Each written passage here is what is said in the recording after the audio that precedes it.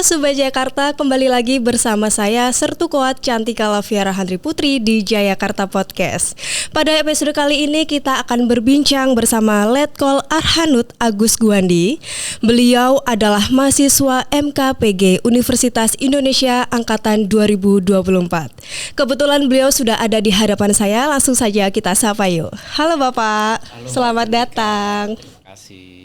Sebelumnya kita akan membahas pada episode kali ini kita akan membahas tentang transfer kebijakan dalam studi kasus penerapan ganjil genap nih di daerah khusus Jakarta. Benar ya Bapak ya? Betul, Pak.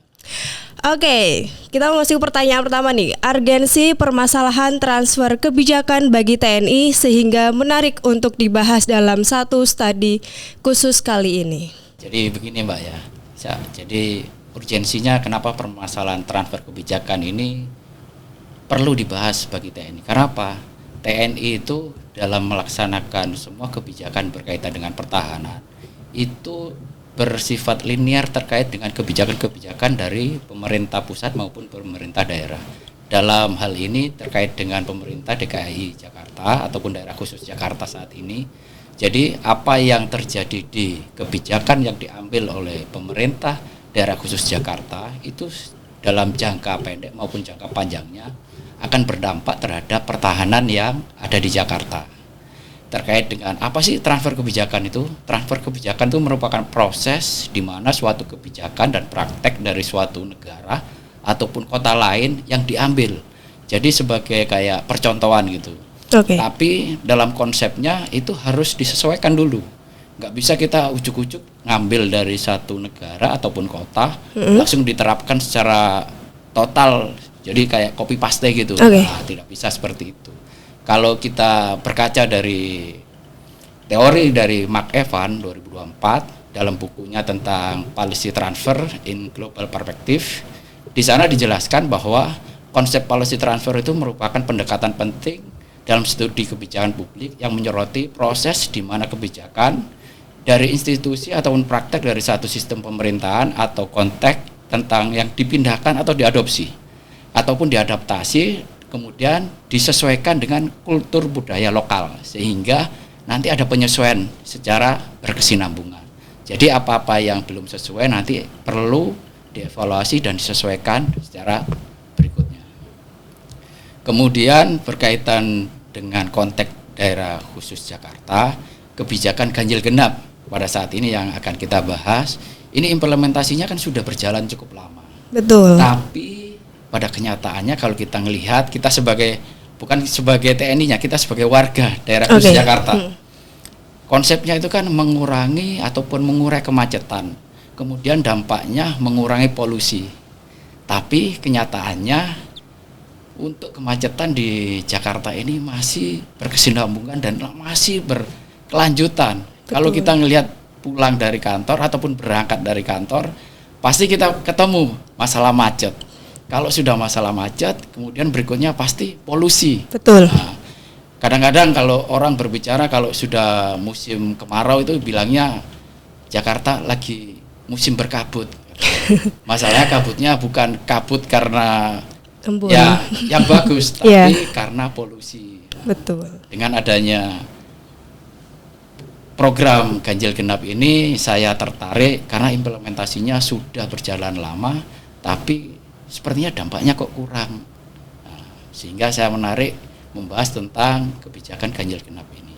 Kalau saya melihat berkaitan dengan data fakta yang ada, evaluasi yang dikerjakan oleh Pemprov DKI itu muncul terakhir di tahun 2022. Oke. Tapi sebenarnya sama lah kayak kita di instansi TNI.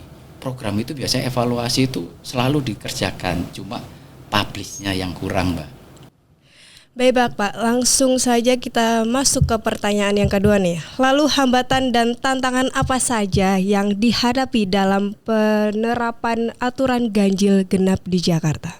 Nah, gini, kalau kita melihat hambatan dan tantangan setiap dari sebuah kebijakan itu pasti ada. Karena apa?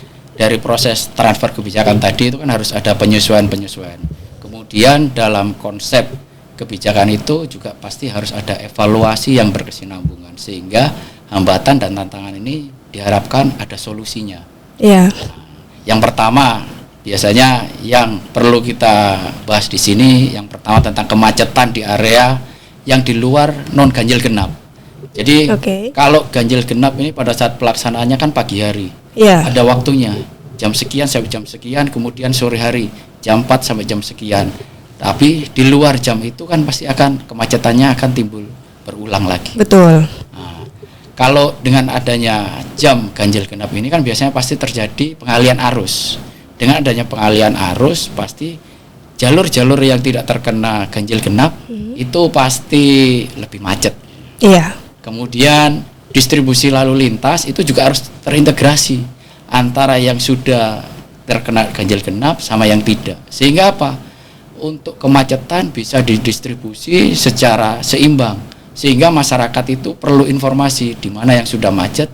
Memang saat ini adalah aplikasi di website ataupun di Google Map. Wah, ada titik tanda-tanda merah sektor-sektor tertentu.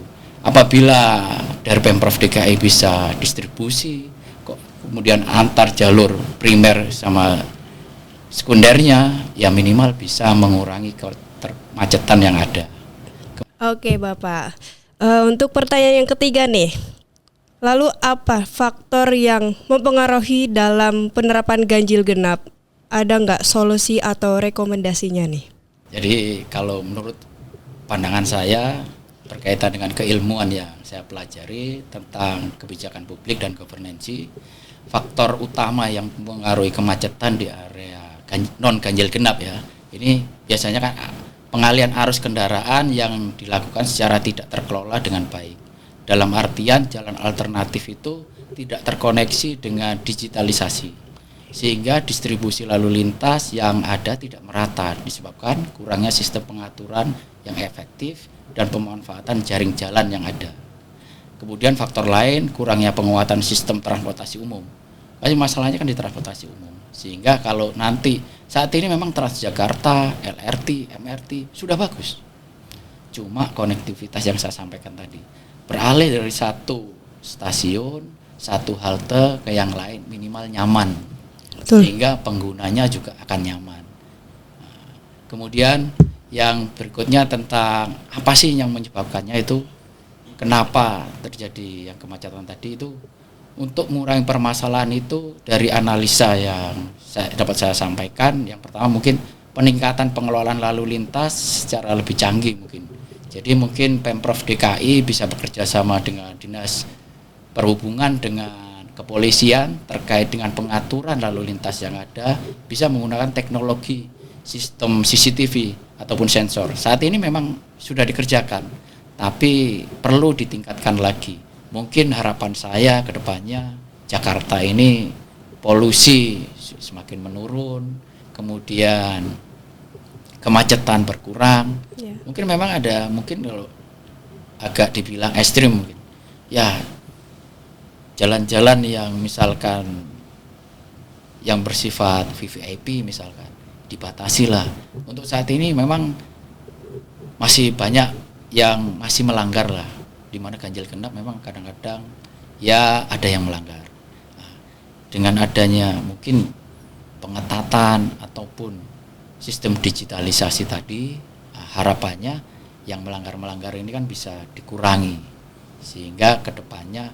Kemudian yang berikutnya tentang pembatasan, jangan sampai kita ngelos terus. Oh silakan pabrik motor, mobil produksi tiap hari. Tapi sebenarnya itu menguntungkan negara lain. Yang dirugikan negara ini. Karena apa?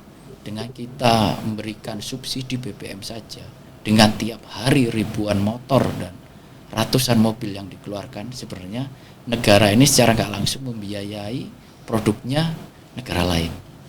Tapi kalau kita ngelihat di Jepang saja, mereka kan salah satu produsen kendaraan, baik mobil ataupun motor. Di sana sendiri saja pakainya kereta. Nah, masa kita di negara sendiri yang pakai produk mereka memberikan subsidi buat BBM, subsidi buat jalan transportasinya. Nah, ke depan supaya bisa membatasi hal itu ya memang transportasi umum harus diperbaiki. Mungkin itu yang bisa saya sampaikan terkait dengan permasalahan Jakarta dengan transfer kebijakan masalah ganjil genap ini, Mbak. Baik Bapak, terima kasih atas waktunya ya Bapak. Sama-sama Mbak, saya juga terima kasih kepada Jayakarta Podcast. Semoga Jayakarta Podcast kedepannya semakin maju. Amin. Dan banyak penontonnya. Amin. Baik Bapak, terima kasih. Sama-sama Mbak. Selesai sudah perbincangan kita pada episode kali ini. Saya Sertu Koat Cantika Laviara Handri Putri pamit undur diri dan sampai jumpa.